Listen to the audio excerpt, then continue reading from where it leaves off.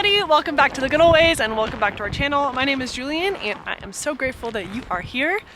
We are living in this 30-foot trailer through the winter while we build our cabin.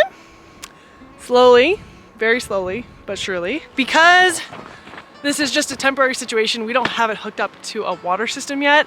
So to fill up the tank in there to actually use water in the trailer, we have to go on a mission of a process to fill it up from our well water system, which requires turning on 2 different hydrants and the pump, connecting the hoses, filling it up, disconnecting the hoses, making sure all the water's out, and then turning it all off. So I figured I'd just show you that process. We have really gotten it to be a pretty efficient process, whereas in the beginning, we were really struggling with the water freezing in the hose, even though we thought that we had gotten all the water out, and how to just make it quick. So I'm just gonna bring you along on that process today. Without further ado, let's do it.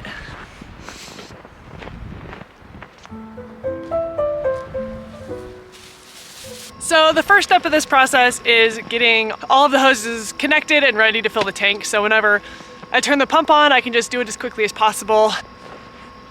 This is a 100-foot hose, the one that we actually use to fill up the trailer, and it has a little tip on the end of it, which I'll show you guys later, but the hole to actually fill up the trailer is kind of small, so we needed a tip for that. So I have been, well, I'll just show you how I store it in the end, but as you saw, I put a plastic bag around the end of it and just stick it in the snow, so it's always right by where I need it, so I don't have to roll up the hose and extend the hose every single time I use it. So this is ready to go.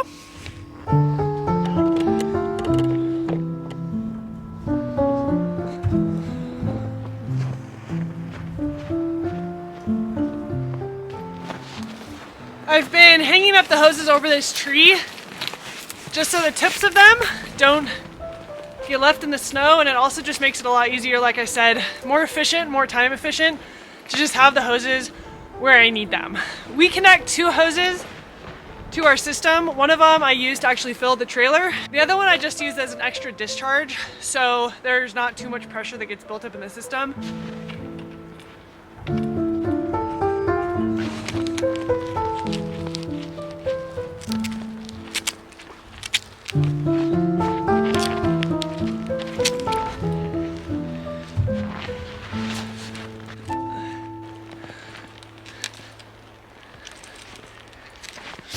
So this hose we just discharge wherever, really, preferably away from the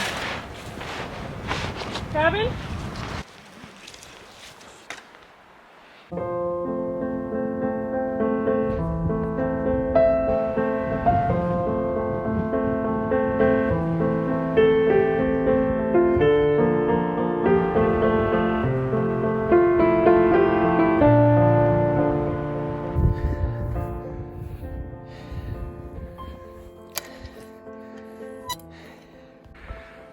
So this well is out by our actual wellhead and our cabin is over there. So we have this hydrant we have to come and turn up so the water can flow through.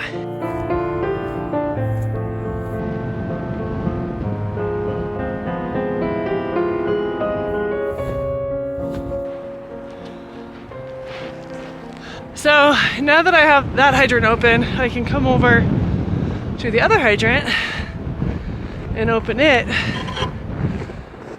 and then I can turn the pump on, and then once I make sure the water's flowing, which we had a few situations early on when we were trying to get everything dialed in where that hydrant over there froze because we had an outlet hose connected to it, and it caused the pump to do some funny things. So now I'm always really paranoid because you never want to blow your expensive well pump, and you also don't ever want your pipes to burst. So the winter is a little sketchy with that, but we do have it getting figured out. So now turn this hydrant on. And I come over here behind the house is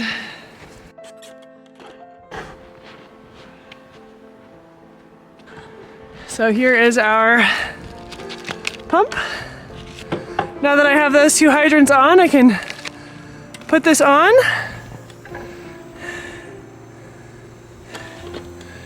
And then that water is flowing right there. Oh, we got a little oopsies. Looks like I did not close that very well this time. Oh, gotta fill this bad boy up though.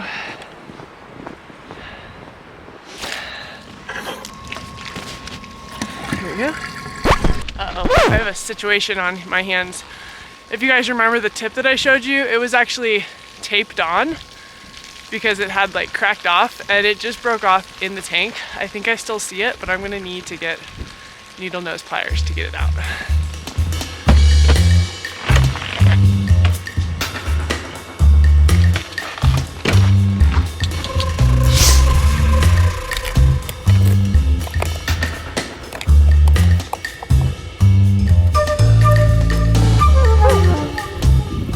Got it. All right. Lucky that didn't go all the way in. That would have sucked. Okay. I'm gonna have to fix this later. Till then, I'm just gonna stick the hose in.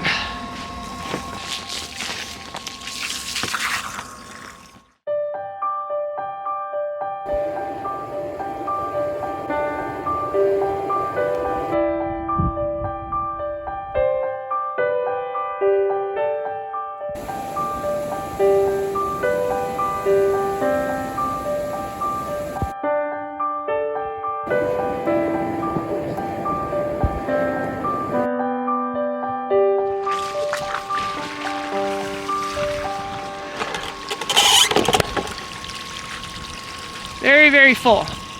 So now that that is full, I am gonna come over here and turn the pump off. It is extremely important to turn the pump off before you close the hydrants, because if you close the hydrants before you turn the pump off, you will totally screw your system up because there will be too much pressure built up in the system and you might blow your pipes, which we don't want to do. So we go from off. Turn this bad boy off. Whenever you lift that handle up, what you're actually doing is there's a rubber stopper attached to a rod. So whenever it's closed, it seals the hydrant. And whenever it's open, you lift that seal up, which allows water to flow. So that's what that does if you've ever wondered.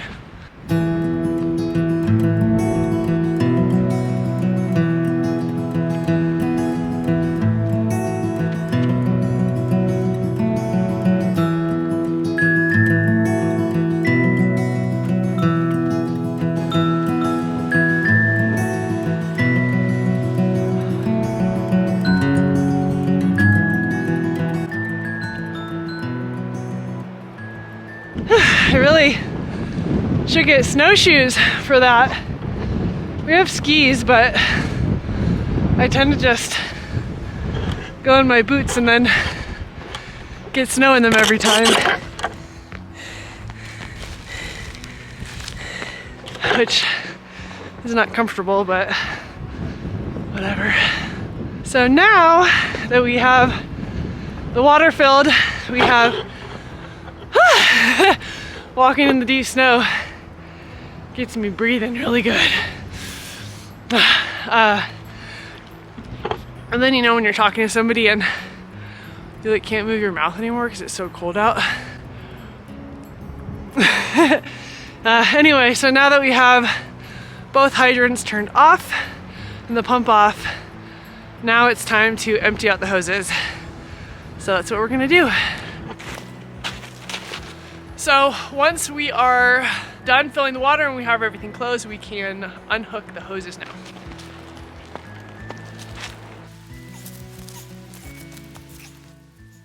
You guys remember how the water was spraying out? Well, it froze this, so gotta try to warm it up.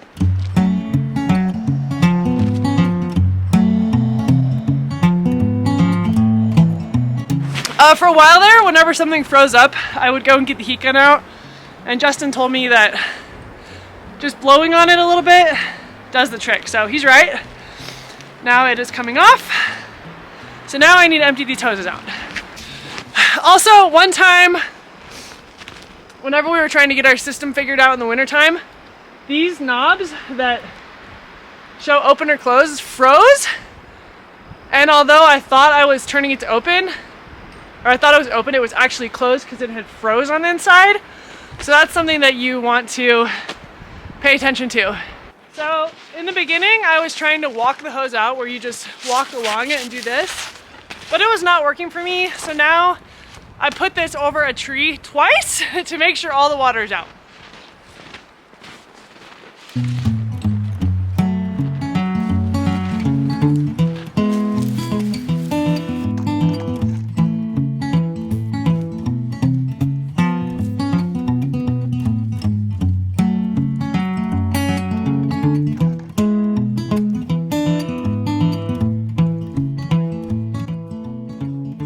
This way, I don't have to worry about if there's any water stuck in because the tree is high enough and there's enough time and space for the water to flow all the way out the pipe.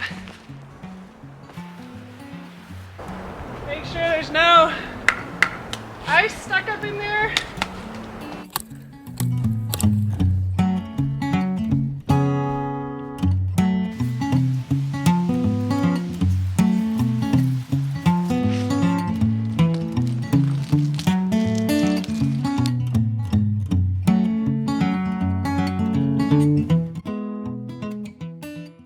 When you do this, you obviously want to make sure that there are no kinks in the hose on the other end, because if so, that means that the water's not going to be coming out of the hose.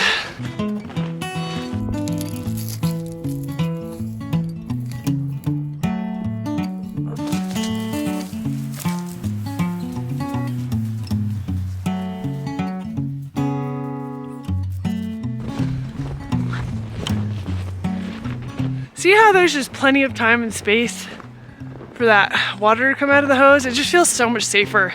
So now I just put a plastic bag around the end of it, make sure there's no ice in there, and put it in a plastic bag, and then I just shove it in the snow, and that way it's right by the inlet when I want it, and it's not gonna get frozen or covered in snow.